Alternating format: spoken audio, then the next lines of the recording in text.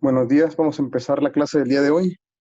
Eh, Vamos a empezar con los tumores astrocíticos o astrocitomas.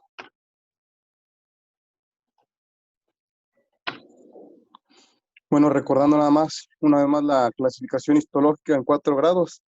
Recordando entonces que el grado 1 es aquellos que solamente tienen un aumento en la densidad celular, pero no hay atipias, no hay figuras mitóticas, no hay necrosis. Grado 2, la densidad celular es moderada, hay atipias, hay mitosis menores y no hay necrosis. En la grado 3 ya hay una densidad celular alta, hay atipias nucleares moderadas, hay una alta tasa de figuras mitóticas y hay proliferación microvascular, pero no tenemos necrosis. Y en el grado 4, que es el grado más alto, aquí ya va a estar presente la necrosis, obviamente va a haber más atipia, más densidad celular, pleomorfismo, ¿sí? Y hay proliferación microvascular. Bueno, entonces dentro de los astrocitomas tenemos la clasificación del 2007 y del 2016, vamos a analizarlas las dos. Aquí la dividían obviamente pues por lo de menor grado a mayor grado. Tenemos entonces el astrocitoma pilocítico, el pilomixoide, subependimoma, el pleomórfico, ya posteriormente el difuso, aquí hay que recordar el difuso, anaplásico, van progresando, ¿sí? De menor a mayor grado. Es la clasificación y se consideraba en aquel entonces la gliomatosis cerebri como una entidad aparte. Ya en la clasificación del 2016 con la etapa molecular, eh, eh, tenemos que se incluyeron las mutaciones CDH para dividirlo en mutante, salvaje y NOS. ¿Sí? Y se incluyó entonces el difuso, posteriormente el anaplásico y el glioblastoma. Se eliminó el término de multiforme. ¿Sí? Y dentro del glioblastoma, pues tenemos que se subdividió en algunos tipos, por ejemplo, el glioblastoma de células gigantes, el gliosarcoma, el epiteloide, el que podemos decir también el de células pequeñas, o el que tiene un componente de oligodendroglioma, ¿sí? Y se hizo una subclasificación con algunas variantes del astrocitoma, por ejemplo, el pilocítico, el pilomixoide, el subependimoma, el pleomórfico y el pleomórfico anaplásico. Nuevamente, pues hay que recordar que la histología, los astrocitomas pues van a dividirse según su estirpe histológica. Posteriormente se valora lo molecular, si tiene o no la mutación IDH, si tiene codeleción 1P19Q y si tiene algunas otras alteraciones como la adhesión a TRX o la mutación TP53, pues para poder nombrarlos, ya dijimos. Si no se puede realizar, pues se clasifica como NOS. Ahora, una cosa muy importante, dentro de los glioblastomas, ya dijimos glioblastoma IDH salvaje e IDH mutante según la genética. IDH mutante si tiene la mutación 1 y 2.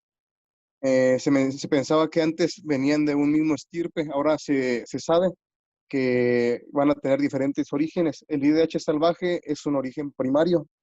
El IDH mutante es progresivo de lesiones de menor grado, es decir, difuso y anaplásico, ¿sí? Y aquí lo estamos viendo, la célula neuronal progenitora eh, va a dar el glioblastoma primario o IDH salvaje, el astrocitoma pilocítico, los pediátricos, y ya tenemos, cuando tenemos la mutación IDH1 y 2, vamos a tener, si tiene la mutación TP53 y ATRX, o si tiene la codelación 1P19Q.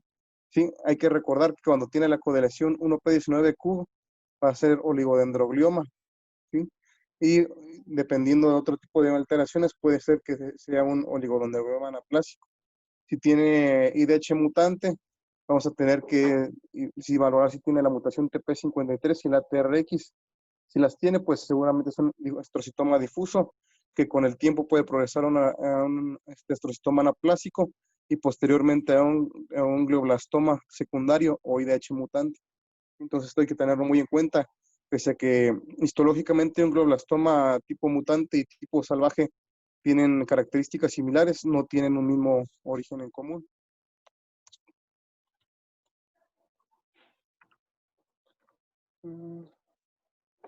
Bueno, vamos a ver primero el astrocitoma difuso. Eh, ¿Qué características va a tener el astrocitoma difuso? Ya dijimos, va a tener una mutación en ATRX y en TP53.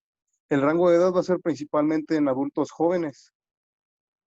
Va a presentarse, va a tener mayor predilección por el lóbulo frontal, va a ser un grado 2 de la OMS y va a tener una supervivencia, una vida media de entre 6 y 8 años. Características morfológicas, tenemos que va a ser hipercelular, va a estar compuesto de astrocitos bien diferenciados, en forma de huesos estriados, la tipia nuclear va a ser mínima, el fondo va a ser poco fibrilar e hipercromático, y no va a haber mitosis, no va a haber figuras mitóticas presentes.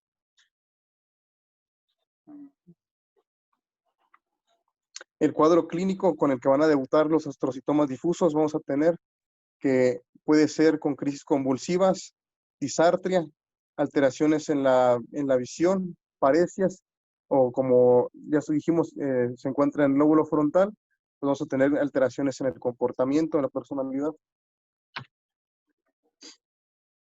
Dentro de las imágenes, ya mencionamos en la clase pasada cuando vimos generalidades de los tumores cerebrales, pues que los tumores de bajo grado van a ser lesiones bien definidas, y van a ser homogéneas, van a ser hipodensas en la tomografía. En la resonancia magnética vamos a tener que en la fase T1, en la ponderación T1 va a ser una lesión hipointensa y en una T2 se va a ver hiperintensa. Aquí en las imágenes que estamos viendo, vamos a tener que es una imagen en flare. Sí, vamos a ver cómo se ve una imagen heterogénea, hiperintensa en el lóbulo frontal derecho. Realmente no se ven bordes bien definidos en el lado derecho. En la otra imagen en corte axial, la vamos a ver ahí a nivel de la cara, de la parte medial del lóbulo temporal izquierdo, cómo se está visualizando esta lesión hiperdensa. ¿Sí? Entonces son las características que va a tener los gliomas. Macroscópicamente, el doctor Ignacio Félix en su libro lo menciona como una lesión de consistencia blanda y de color gris rosado. ¿Sí? Y aquí la alcanzamos a ver en estos dos piezas macroscópicas de patología. En el lado derecho, observen ustedes el lóbulo temporal. ¿Cómo pongo el mouse?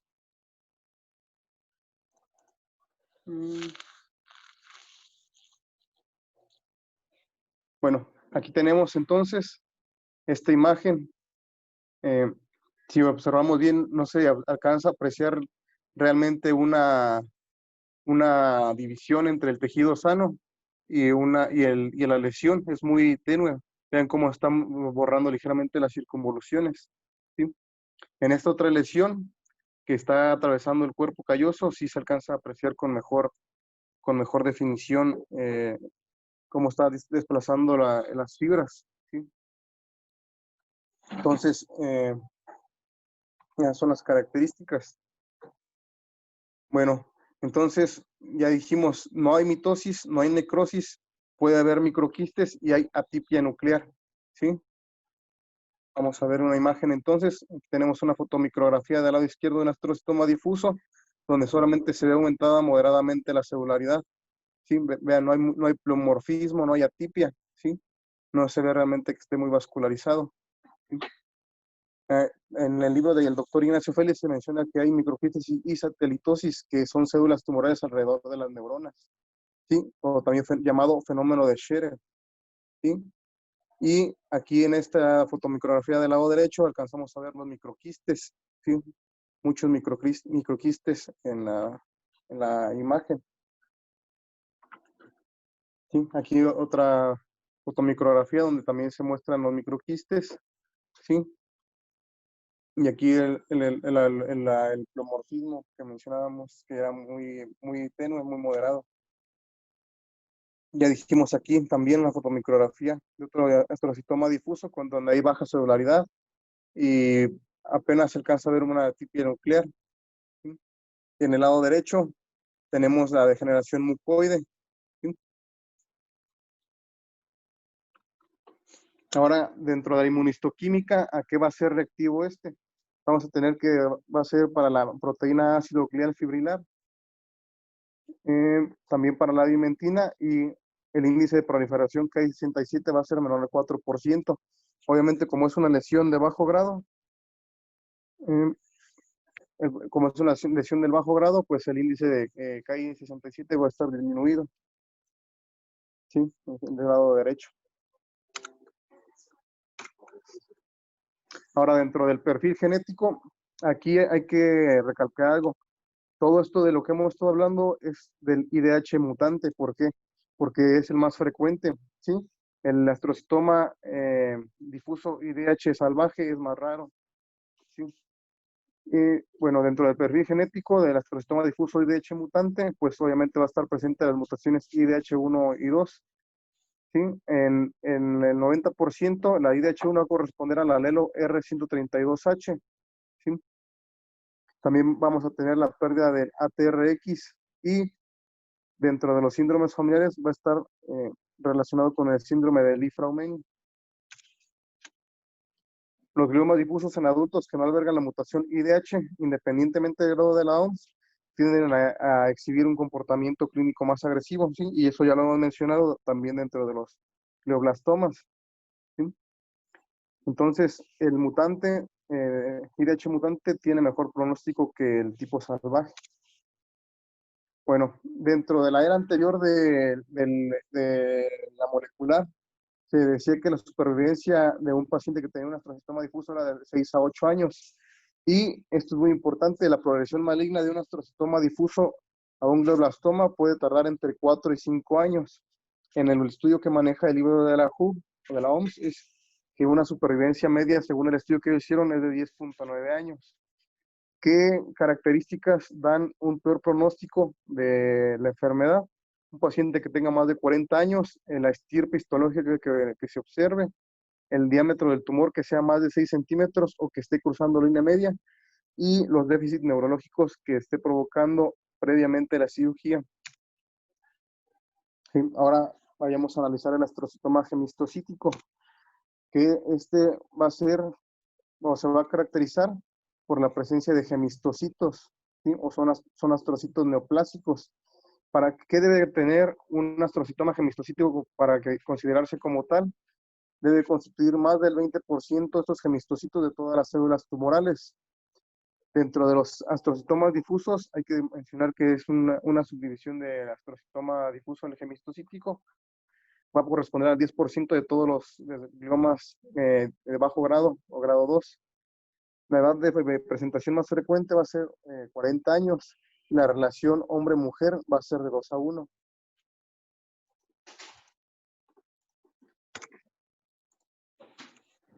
Bueno, ahora los gemistocitos, ¿cómo se van a caracterizar? Pues van a ser cuerpos eosinófilos, rellenos, vidriosos y de forma angular. Y la característica principal es que los núcleos van a ser excéntricos. Aquí miren esta imagen. Se alcanza a ver cómo el núcleo está yéndose hacia la periferia, ¿sí? Aquí vemos otra imagen nuevamente. ¿Sí? El fondo fibrilar, ¿sí? Los núcleos se van a ver pequeños y la cromatina va a estar densamente agrupada, ¿sí? La red fibrilar del fondo, veanla, es bastante gruesa. Entonces, más del 20%, incluso dice que puede llegar hasta el 50% de gemistocitos nos van a hacer, va a hacer diagnóstico de esta variante. ¿Sí? Y aquí en esta fotomicrografía también se alcanza a apreciar con mayor facilidad la gran cantidad de gemistocitos, ¿sí? Siempre viendo o buscando los núcleos, ¿sí? Además hay que ver las células ausadas, ¿sí? El abundante citoplasma eosinofílico, ¿sí?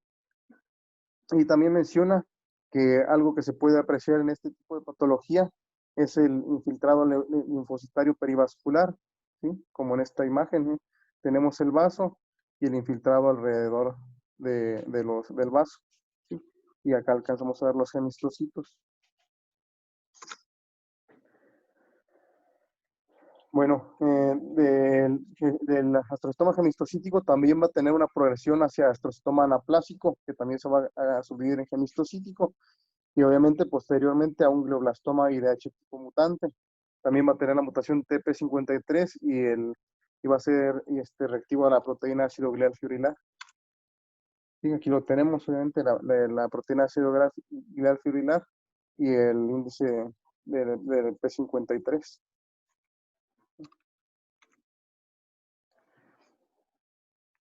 Ahora tenemos el astrocitoma difuso. Aquí mencionan que es una estirpe rara. Realmente es, ya lo mencioné, de los astrocitomas que encontremos difusos, la mayoría va a ser de tipo mutante. Cuando no podemos realizar lo molecular, es cuando lo clasificamos o subclasificamos como un astrocitoma difuso NOS, ¿sí? Que obviamente guarda las características morfológicas de astrocitoma difuso, pero no podemos determinar si está presente o no la mutación IDH, que es realmente como en muchos centros hospitalarios se clasifica o se debe clasificar al no poder realizar estas pruebas. Eh, Hay unas guías americanas que dan algunas recomendaciones para el manejo de los gliomas de bajo grado, no solamente astrocíticos, y también de la guía de los oligodendrocitos. Vamos a analizar lo más importante que mencionan estas guías. Mencionan ahí que cuando hay un paciente con sospecha de tumor cerebral, el examen mínimo de la resonancia debe contener estas ponderaciones en T1 pre y post colocación de gadolinio, la imagen en T2 y el FLAIR. Menciona ahí que, por ejemplo, la tomografía de cráneo nos puede dar información adicional buscando calcificaciones o hemorragias, ¿sí? Entonces, como mínimo, cuando solicitemos una resonancia en una lesión, hay que pedir estas. Obviamente, si tenemos acceso a la difusión, a la perfusión, a las tractografías, pues también se sugiere que se realicen. Ahí se menciona que, obviamente, estas lesiones son quirúrgicas, hay que quitarlas, pero ¿qué pasa si no se pueden resecar? ¿Por qué no se pueden resecar? Pues porque puede estar en un sitio muy profundo, que el riesgo de sacarla supere el beneficio, o sea que podemos dejar un daño importante al paciente, que éste se encuentre en una zona elocuente, o que el paciente tenga algunas características o situaciones clínicas que comprometan el procedimiento quirúrgico. Entonces no podemos dejar a un paciente, si no podemos resecarle la lesión, estamos obligados a realizar al menos un diagnóstico por biopsia estereotáctica, que es lo que se recomienda, ¿sí? ¿Por qué también lo mencionan? Porque se dice que hasta el 50% de las lesiones que por diagnóstico de imagen son sugestivas a gliomas de bajo grado, al momento de realizar nosotros la biopsia, realmente se va a tratar de una lesión de mayor grado del que se ve. Entonces, sí es importante realizar las biopsias. Obviamente, pues se recomienda la resección quirúrgica que la vigilancia de estas lesiones, ¿sí? También se menciona que un punto de buena práctica que ha dado mejores resultados en la resección de las lesiones es la resonancia magnética intraoperatoria y el uso de mapeo cortical intraoperatorio principalmente si se encuentra cerca de áreas elocuentes. ¿Por qué? Porque sabemos bien que hay una plasticidad cerebral que se menciona, se va a observar más en el periodo postoperatorio. Ahí mencionan varios estudios de diferentes médicos eh, que realizaron resecciones de gliomas de bajo grado. Y ahí se menciona que sí, en muchas ocasiones los pacientes presentaron algún tipo de déficit postoperatorio, pero que con el paso de los meses estos fueron mejorando, ¿sí? Recordando entonces que el cerebro puede, puede realizar o desarrollar las funciones de otros sitios, compensar la función de las áreas que fueron resecadas. Obviamente también se menciona ahí la radioterapia en el tratamiento de problemas de bajo grado para prolongar la supervivencia independientemente de la extensión de la lesión, ¿sí?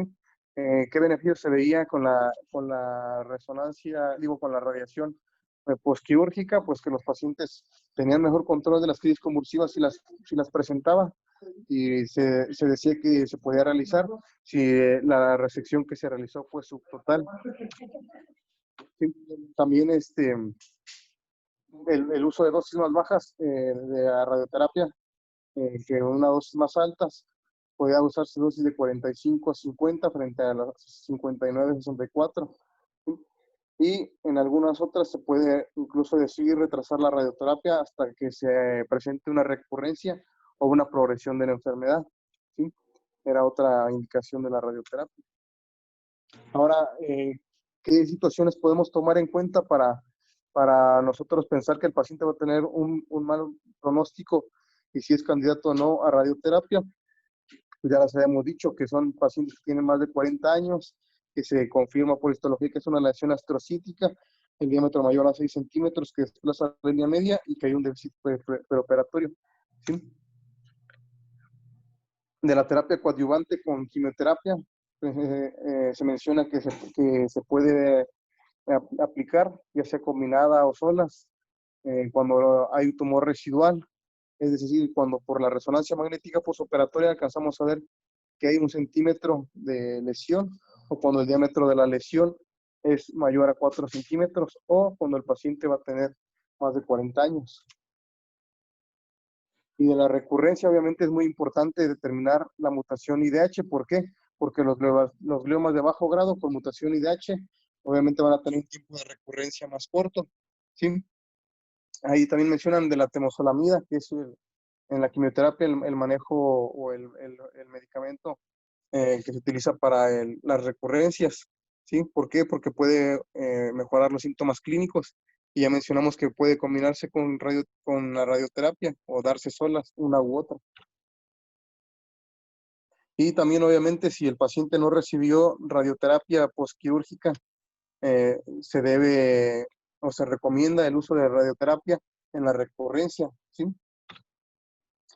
Ahora vamos a hablar de otros tumores astrocíticos. ¿Sí? Aquí los quise incluir en este apartado, pues porque realmente algunos son de bajo grado, para ir más o menos en ese orden. Entonces ya dijimos acá, la clasificación de 2016 nos clasificó como difuso, anaplásico y el glioblastoma. Y en otra familia, el oligodendroglioma, ya sea IDH mutante con codeleción 1P19Q o NOS, y el anaplásico. ¿Sí? Entonces, en estos otros tumores astrocíticos está el astrocitoma pilocítico, el pilomixoide, el subependimoma de células gigantes, pleomórfico y anaplásico. Vamos a ver entonces el pilocítico. ¿Cuáles van a ser las características de un astrocitoma pilocítico? Bueno, va a tener fibras de Rosenthal, ¿sí? Va a tener células multipolares de textura suelta, con microquistes, hay cuerpos granulares eosinofílicos y va a haber gotas de hialina. Hay que tener en cuenta que el astrocitoma pilocítico es el glioma más común en niños, ¿sí? La OMS lo clasifica como un grado 1 y va a encontrarse, va a corresponder de 5.4% de todos los gliomas. Entonces, sí es el más frecuente en los niños, obviamente, en la edad donde vamos a encontrarlo con mayor frecuencia es en las primeras 2 décadas de la vida, pero tenemos que hay un segundo pico en pacientes de más de 50 años, ¿sí? Entonces, el glioma o tumor benigno o de bajo grado más frecuente en niños, astrocitoma pilocítico con una localización principal infratentorial. Dentro de las enfermedades familiares se va a estar más relacionada con la neurofibromatosis tipo 1. ¿Sí? Ya dijimos su localización infratentorial en pediatría, pero si no se localiza en esta área, ¿en qué otras áreas lo podemos encontrar? Bueno, va a tener cierta tendencia por ubicarse cerca del nervio óptico, y por eso va a llamar el glioma del nervio óptico, o en el quiasma óptico, o en el tálamo o hipotálamo, cerca de los ganglios o núcleos basales. ¿Sí? Obviamente ya dijimos infratentorial en el cerebelo y en el tronco cerebral. Hay que recordar ahí que el doctor Ignacio Félix en su libro menciona que el astrocitoma pilocítico supratentorial es un tumor vecino al tercer ventrículo. Bueno, en la clínica obviamente podemos tener datos de aumento de la presión intracraneal y además podemos tener síndromes cerebelosos, datos de hidrocefalia por oclusión del sistema ventricular. Si se encuentra cerca del quiasma óptico, podemos tener alteraciones de la visión y disfunción pituitaria si se encuentra cerca de la región ocular. Ahora, dentro de la imagen, ¿qué es lo que vamos a encontrar? Ya dijimos, un glioma de bajo grado es una imagen intraxial, bien delimitada, ¿sí? Quística, puede en algunas ocasiones tener calcificaciones y el realce al contraste también va a ser variable, no va a ser homogéneo como las lesiones de más alto grado. ¿Sí? Y aquí, por ejemplo, tenemos en una ubicación infratentorial, ¿sí? Alcanzamos a ver el quiste, un pequeño nódulo, igual aquí, una lesión intraxial con el nódulo, y una imagen en T2. Del lado izquierdo se alcanza a ver la imagen hiperintensa, también homogénea, y ahí lo que mencionaba el doctor Ignacio Félix, que está cercano al tercer ventrículo, ¿sí? Y aquí también lo mencionan, cuando hay una ubicación a nivel del hipotálamo o del quiasma, tenemos que el doctor Ignacio Félix les llama astrocitoma hipotalámico o infundibulomas, ¿sí? Y aquí los tenemos, ¿sí? En esta localización, el realce que tienen. Otro más paraventricular, vemos aquí el nódulo, ¿sí? Y la lesión quística, ¿sí? Cerebeloso también, quiste bien definido, ligero realce, muy tenue, ¿sí? Otra imagen más, un astrocitoma pilocítico cerebelar, ¿sí? Tenemos en T1, en T2 y en Flegm. Digo, la última es contrastada. Y aquí alcanzamos a ver cómo se alcanza a ver el realce tenue que no se alcanza a ver en imagen en T1. ¿Sí? Un corte coronal nuevamente en la región cercana al quiasma. ¿Sí? Ahí en el nervio óptico vemos una imagen hipointensa y como realce. Bueno, macroscópicamente se menciona que son suaves, grises y discretos. El doctor Ignacio Félix lo describe como café rosados. Obviamente tienen quistes intratumorales o paratumorales, ¿sí? Y aquí alcanzamos a ver en esta imagen de una pieza de patología de un cerebelo, el astrocitoma pilocítico, ¿sí? Con su típico nódulo mural, ¿sí? Y aquí alcanzamos a ver la lesión quística. Y en el lado derecho tenemos un astrocitoma pilocítico con extensión hacia las cisternas de la base.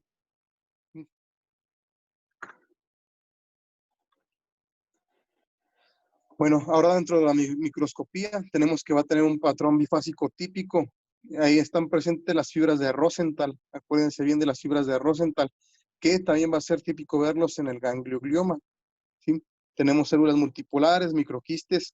Estas lesiones, para ser lesiones de bajo grado, van a ser altamente vasculares. Vamos a ver que tienen vasos hialinizados, cuerpos granulares eosinofílicos, gotas hialinas, y estos pueden llevar o tener invasión leptomeningia, ¿sí? Bueno, aquí tenemos las fotomicrografías, vamos a tener células elongadas, fusiformes, bipolares, ¿sí? Que se van a disponer en haces. Obviamente, pues no se ve pleomorfismo, no se ve mucha atipia, ¿sí? Aquí en la imagen B, en la derecha, tenemos una típica imagen de Rosenthal, ¿sí? Y mencionan ahí que tiene similitud o forma de sacacorchos. ¿Sí? En las imágenes de abajo, en la C, vamos a tener el patrón bifásico que mencionábamos, ¿sí? Compacto, fibrilar. ¿Sí? Y en el lado derecho tenemos que está expresando o sensibilidad a la proteína ácido gler fibrilar. ¿Sí? Obviamente, pues las salas hipocelulares van a tener microquistes, ¿sí? Aquí tenemos otra fibra de Rosenthal. Muy bien. En la imagen del tipo C, tenemos aquí encerrado o señalado con una flecha los cuerpos granulares eosinofílicos, ¿sí? Y en la imagen F tenemos el típico imagen de hialinización perivascular, ¿sí? Observen, aquí está el vaso y a todo su alrededor la hialinización, que va a ser típica de esta lesión. En esta imagen alcanzamos a ver la gran vascularidad que tiene, ¿sí? Observen cómo hay una gran cantidad de vasos, ¿sí? Entonces son las características de Rosenthal: vasos hialinizados, cuerpos eosinofílicos, fondo fibrilar, ¿sí? De la inmunistoquímica del astrocitoma pilocítico, tenemos que es frecuente encontrar que es inmunoreactivo, ya dijimos, a la proteína ácido glicosídeo fibrilar, al S100 y al OLIG2, que es en la imagen de la derecha, ¿sí? Estos son la inmunistoquímica de esta lesión. Ahora se menciona que hay una variante anaplásica del astrocitoma pilocítico que la va a caracterizar. Va a tener una mayor celularidad, va a haber mayor número de tipos nucleares y va a haber un mayor número de mitosis. Se mencionan más de 4 mitosis por 10 campos. Puede o no haber necrosis presente. Aquí, ¿qué anormalidad es más frecuente encontrar? En hasta el 70% de los pacientes hay una duplicación del 7q34 en el gen BRAF, ¿sí? Y dentro de las predisposiciones genéticas ya dijimos que es la principal neoplasia del sistema nervioso central que se va a asociar con la neurofibromatosis tipo 1.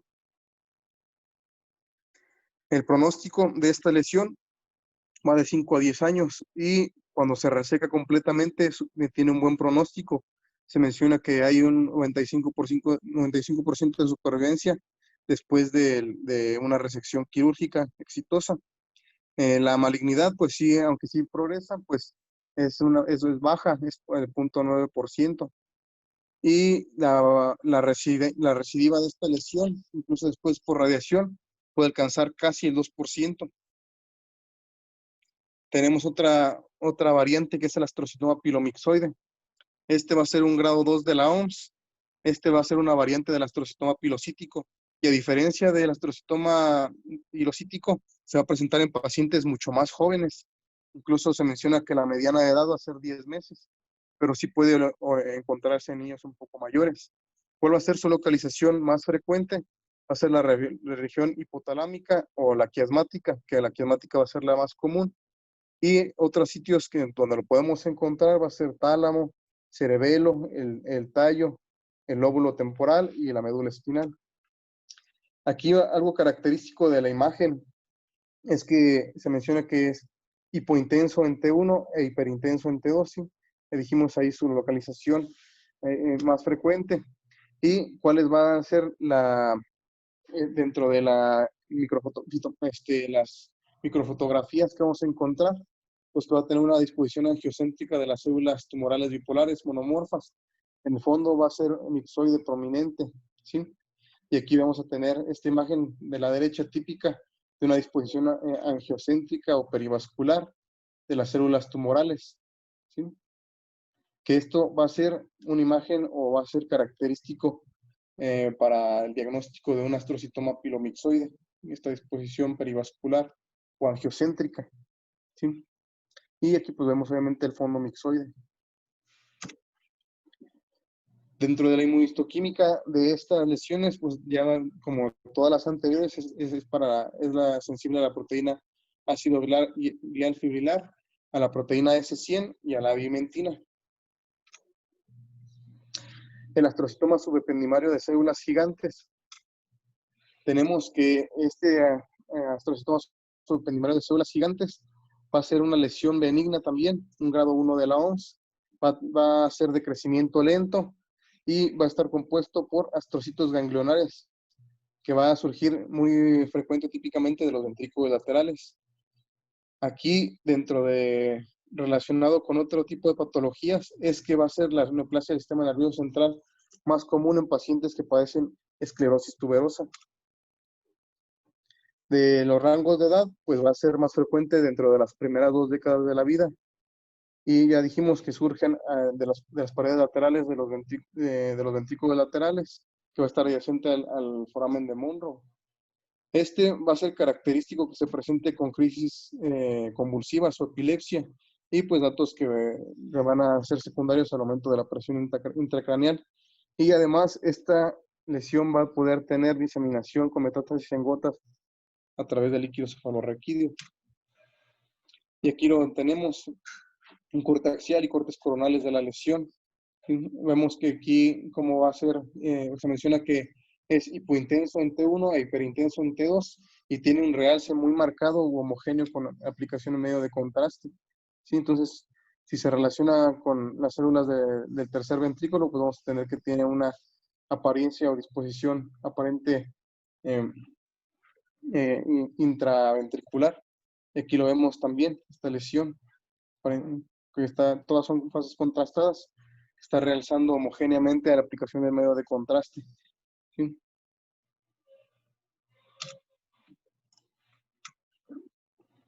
Aquí tenemos una tomografía. ¿Sí? Aquí menciona que puede estar presentes las calcificaciones.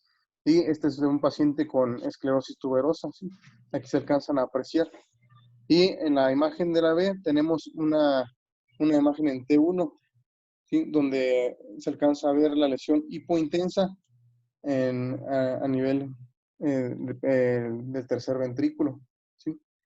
Pareciera que tuviera aquí una porción más hipointensa acá, pudieran tratarse de calcificaciones inclusive. Macroscópicamente, ¿cómo lo vamos a encontrar? Bueno, vamos a encontrar que las paredes de los ventrículos laterales pues van a estar,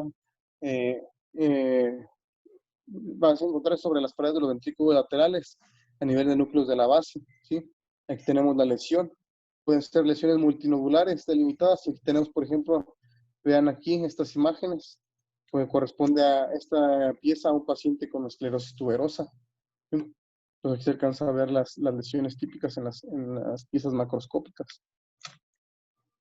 Dentro de la microscopía de las lesiones, encontramos que van a ser lesiones circunscritas que pueden tener calcificaciones y que la agrupación de células tumorales y la empalizada perivascular van a ser comunes.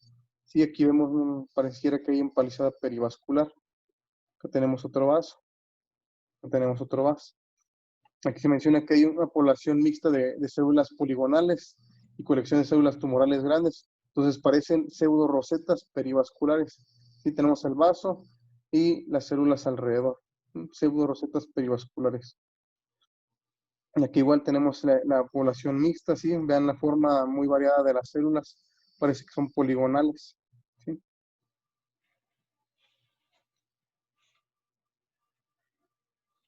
Aquí nuevamente tenemos la heterogeneidad celular, que va a ser típica de estos tumores. ¿Sí? La infiltración de células inflamatorias. ¿Sí? Aquí tenemos una infiltración linfocitaria.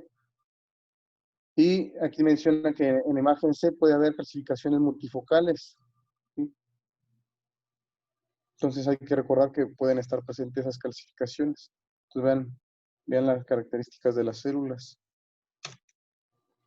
Dentro de la inmunistoquímica, obviamente, pues van a ser reactivas a la proteína ácido glial fibrilar, a la proteína S100, a la beta-tubulina clase 3, que es la que tenemos aquí en la imagen de la D, a la anestina, que es la imagen A, y a SOX2, que es la imagen B. Sí vamos a tener que tiene una gran cantidad de inmunoreactividad, pero pues la más frecuente es obviamente la proteína ácido glial fibrilar y la S100. Obviamente también tenemos que dentro del índice de proliferación Ki-67, pues va a haber, o va a estar disminuido, va a estar bajo. Ya dijimos entonces que dentro de la genética o del perfil genético de los pacientes con astrocitomas subependimarios de células gigantes, va a haber una relación estrecha con la enfermedad de esclerosis tuberosa. Y hay una mutación de inactivado del gen TSC1 en su brazo 9Q o en el gen TSC2 en su cromosoma 16P. Obviamente, pues son lesiones de buen pronóstico.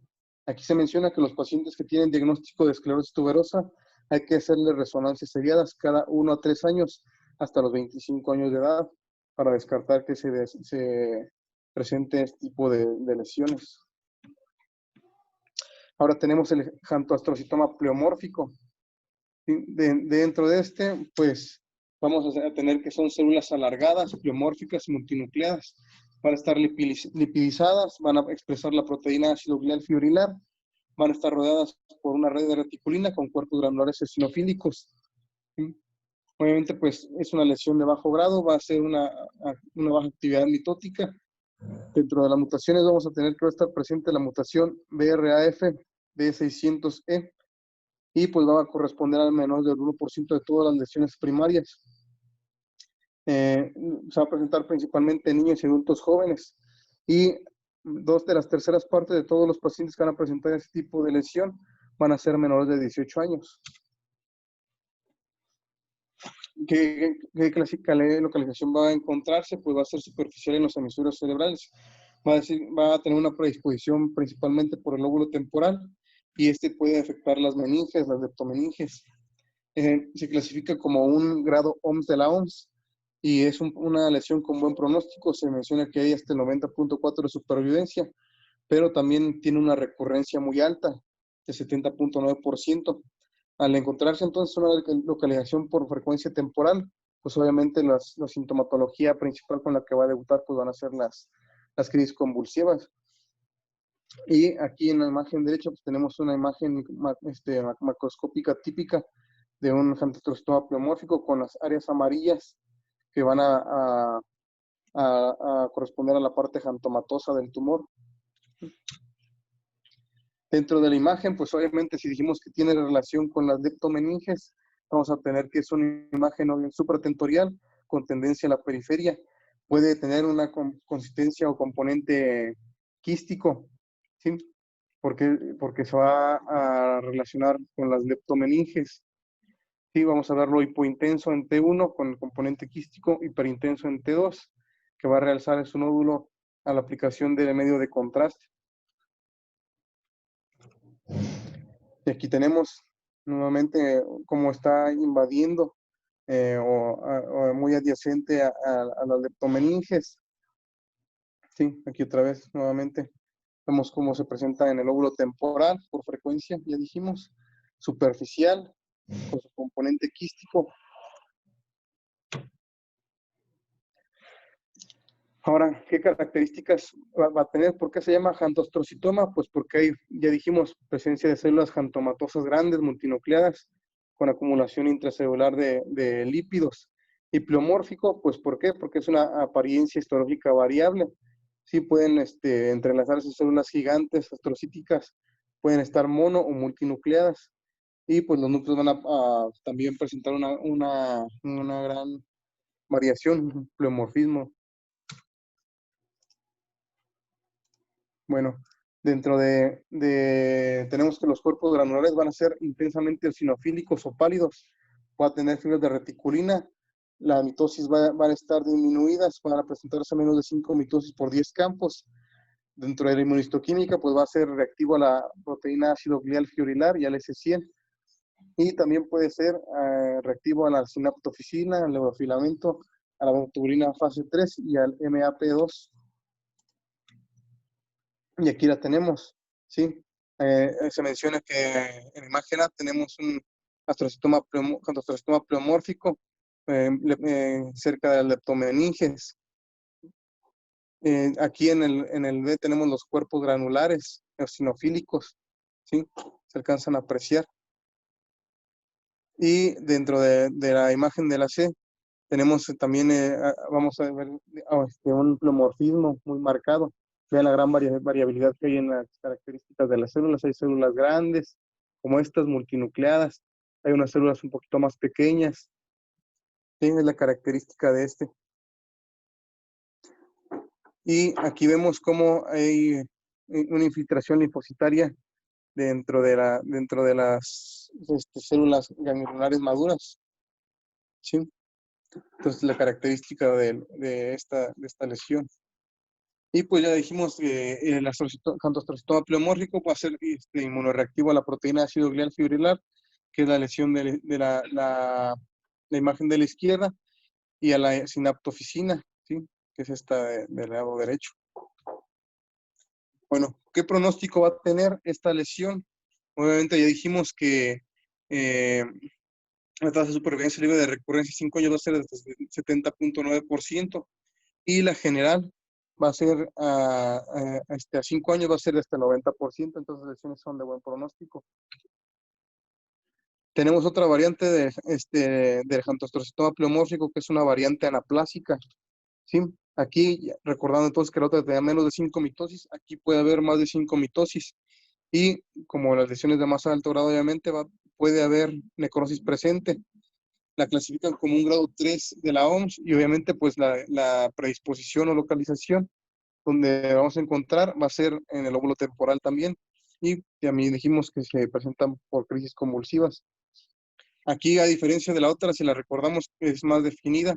También va a estar circunscrita, periférica y también puede ser quística, pero también recordando entonces que la anterior era más cortical. Sí, esta se ve más profunda, obviamente está ejerciendo mayor efecto volumétrico, está desplazando de izquierda a derecha las estructuras. ¿Sí? Entonces aquí es lo que alcanzamos a ver, que es más de una lesión de mayor grado. Y obviamente al ser una imagen contrastada, podemos que es un realce mayor comparado con una lesión de menor grado. Ya dijimos que en menor grado es más heterogéneo el realce. ¿Qué diferencias vamos a tener? Pues estos van a carecer de la uniformidad citológica de los glioblastomas y también van a tener cuerpos granulares eosinofílicos. Aquí el pronóstico de los pacientes, pues también es más pobre. Incluso se menciona que haciendo una comparación entre pacientes que no presentan necrosis tumoral contra pacientes que sí presentan, la necrosis es un indicador de peor pronóstico. Entonces aquí mencionan de la supervivencia, los pacientes que no tenían necrosis tienen una supervivencia del 42.2% frente a un peor pronóstico de, de mortalidad con los pacientes que sí presentaban la necrosis. Y aquí ya vemos unas micrografías del andostrocitoma pleomórfico anaplásico. ¿Sí? Vemos que hay mayor pleomorfismo. ¿Sí? Y obviamente pues tenemos aquí señalado mayor actividad mitótica, señalado con las flechas. ¿Sí? Obviamente hay más recurrencia tumoral, ¿sí? Hay más pleomorfismo. ¿Sí? Y aquí hay las mitosis están activas, hay mayor vascularización y puede haber incluso necrosis, ya mencionamos. Ahora, ¿qué pronóstico hay en estos pacientes? Bueno, vamos a encontrar que hay más de 5 mitosis por 10 campos. Estos pacientes mostraron peor pronóstico que los que tenían menos de 5 mitosis por 10 campos. Ahí se menciona una mortalidad de 89.4 frente a 55.6% de los que tenían menos mitosis. Y de la supervivencia a 5 años de los pacientes con necrosis fue mucho menor que los que no tenían. ¿Sí? Ahora tenemos al astrocitoma anaplásico. Y hay que recordar que el astrocitoma difuso puede evolucionar a un astrocitoma anaplásico, que es, ya dijimos, todo lo anaplásico, recuerden, es grado 3 de la OMS. Y también hay que mencionar que vamos a hablar específicamente del astrocitoma anaplásico IDH mutante, porque es el más frecuente. Bueno, entonces, ¿qué características va a tener un astrocitoma anaplásico? Va a ser un grado 3 de la OMS, también va a tener mayor predilección por el lóbulo frontal. La edad media en que se presenta va a ser 38 años. Obviamente su tendencia hacia la progresión a un glioma de grado 4. Va a tener infiltración con anaplasia focal o dispersa, actividad proliferativa significativa, y obviamente van a estar presentes las mutaciones IDH1 e IDH2. ¿Cuáles van a ser las características del cuadro clínico? Obviamente, pues va a presentarse con déficits neurológicos variados, datos de aumento de la presión intracraneal, crisis convulsivas. Y aquí, ya observando esta imagen, comparándola, por ejemplo, con un astrocitoma difuso, más o menos recordando la imagen de la macroscópica anterior, se veía apenas perceptible el cambio en el lóbulo. Aquí, por el contrario, ya hay mayor componente, ¿ven? Es un componente heterogéneo. Aquí pareciera que empieza a desarrollar necrosis, ¿sí? Pareciera que tuviera aquí unos microquistes. ¿Sí? De la imagen, ¿cuál va a ser las características? Obviamente, pues va a ser una imagen mal definida. Comparado con una de menor grado, va a tener más realce, pero todavía parcial, no total, a la aplicación de medio de contraste. Y aquí todavía no va a haber necrosis central, no va a haber esa imagen típica hipodensa que se encuentra en los gliomas o glioblastomas de alto grado. Entonces, esa es una característica. Aquí todavía no va a haber necrosis. Aquí vemos una lesión frontal derecha, como se ve en una imagen axial, en una ponderación T2. Se ve una imagen con hiperintensa homogénea. En esta del lado izquierdo se alcanza a apreciar mejor, vean, hay un componente heterogéneo con unas porciones más hiperintensas. Ahora, dentro de la macroscopía, vamos a tener que esta lesión obviamente va a tener una infiltración hacia el tejido cerebral circundante, pero no va a ser destructivo, francamente destructivo. ¿Sí? Se alcanzan a apreciar más claramente las lesiones circundantes, comparándolo con un glioblastoma que se ve más destructivo y que hay una invasión al hemisferio contralateral. En este no, realmente ya vimos en la imagen anterior que puede haber quistes macroscópicos, pero que son poco frecuentes. En la otra fotografía, pues se alcanza a ver. ¿Cómo lo describe el doctor Ignacio Félix? Menciona que si nosotros pudiéramos tocarlo, es de consistencia blanda y color café grisáceo, que este será muy representativo de esa descripción, una imagen café grisáceo. ¿Qué características microscópicas va a tener? Bueno, va a tener una infiltración difusa, comparado con un astrocitoma de grado 2, va a tener mayor actividad mitótica, va a haber mayor número de atipias, pleomorfismo celular, atipia nuclear, mayor número de celularidad, mayor número de células tumorales multinucleadas y no hay necrosis. Hay que recordar que al inicio de la clase vimos que para diferenciar un grado 3 de un grado 4 no va a haber necrosis. Bueno, y aquí vemos entonces una fotomicrografía de un astrocitoma anaplásico. Vean aquí, hay mayor pleomorfismo, vean las células, ¿sí? De diferentes tamaños, vean los núcleos, también hay mayor variabilidad en las formas de los núcleos, ¿sí? Hay moderada celularidad, ¿sí? Aumento. Si la vemos o la comparamos con la fotomicrografía de un astrocitoma difuso, vean el número de células, se ve mucho más cargada esta imagen de células que la anterior, y obviamente ya dijimos hay atipia y puede verse algunas incluso mitosis. Igual, vean la forma de las células, ¿sí? Vean unas células grandes, vean estas, unas más pequeñitas, unas alargadas, otras más redondeadas, ¿sí? Vean los núcleos también, hay unos núcleos más grandes, unos más pequeños, ¿sí? Y aquí en la imagen de la D, pues obviamente también se ve mucha hipercelularidad, se ve irregular, hipercromático, ¿sí? Y incluso se alcanza a apreciar algunas mitosis.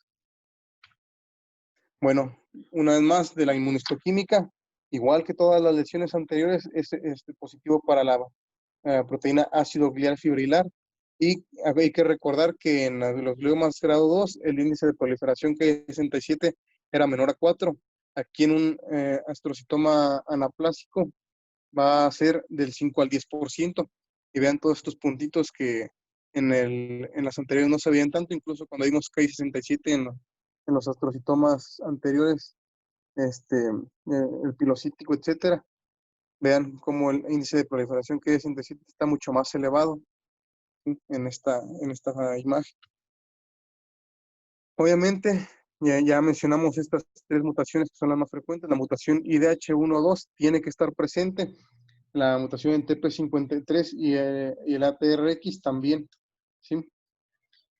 También, obviamente, se puede encontrar una pérdida del brazo del cromosoma 9P y 19Q. Si están presentes estas lesiones o alteraciones, va a ser un peor pronóstico en el paciente. ¿Qué supervivencia va a tener? Bueno, va a ser de 3 a 5 años. Hay que recordar que esta lesión va a progresar a un glioblastoma IDH tipo mutante, ¿sí? Y 11% de los pacientes van a estar vivos a los 5 años después del diagnóstico. Aquí mencionaba, por ejemplo, que un paciente que tenía, que se evidenciaba que era un IDH mutante, va a ser una supervivencia media de 65 meses. Caso contrario, que ya dijimos son raros los anaplásicos IDH mutante, digo IDH salvaje, y la supervivencia obviamente por tener un peor pronóstico va a ser solamente la tercera parte contra los pacientes que tienen IDH mutante. Entonces se menciona aquí incluso que el astrocitoma anaplásico o IDH salvaje va a tener un peor pronóstico que un glioblastoma IDH mutante, ¿sí? Eso es lo que nos da ahora la clasificación molecular, que pese a que sean a lo mejor lesiones de aparentemente menor grado, por estas alteraciones su pronóstico de vida va a ser mucho peor que, por ejemplo, un paciente que tiene la presencia de las mutaciones IDH. Y mencionamos, hay que entrar entonces a mencionar ahora al astrocitoma anaplásico tipo salvaje. Obviamente, pues tiene infiltración difusa, anaplasia, actividad proliferativa significativa, ya lo vimos con el índice de Ki-67 cómo está aumentada, pero obviamente por ser tipo salvaje, pues no van a estar presentes las mutaciones o alteraciones en los genes IDH. Esta tiene una predisposición por encontrarse más hacia la línea media y obviamente van a ser más agresivos al encontrarse entonces en línea media. Podemos poder ver la gliomatosis cerebri invadiendo ya sea a varios lóbulos del mismo hemisferio o cruzando línea media por el cuerpo calloso hacia el hemisferio contralateral. Y nuevamente, si no podemos realizar la determinación molecular de la mutación IDH, pues se clasifica solamente por histología como un astrocitoma anaplásico que tiene las características de este, pero que la mutación IDH pues no se puede ser evaluada, entonces va a entrar como un astrocitoma anaplásico NOS. Y tenemos el glioblastoma, que va a ser este tema de la siguiente clase.